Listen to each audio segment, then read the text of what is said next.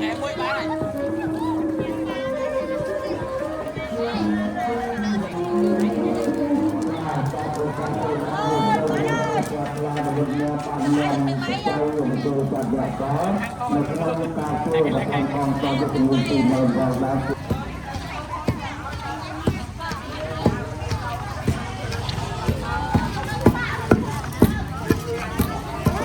Ôi,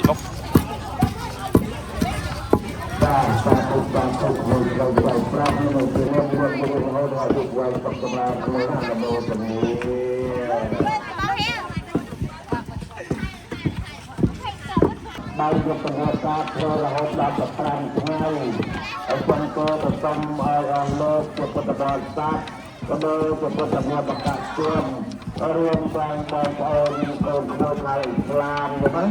Contoh turun sebelumnya, ada keputusannya, orang berdoa kemudian contoh berangkat mesti terpenuhi dengan buat labangnya berjaya jemur dengan dalam sejak Allah semua kewenangan harta semua tinta dibuat hukum sekedar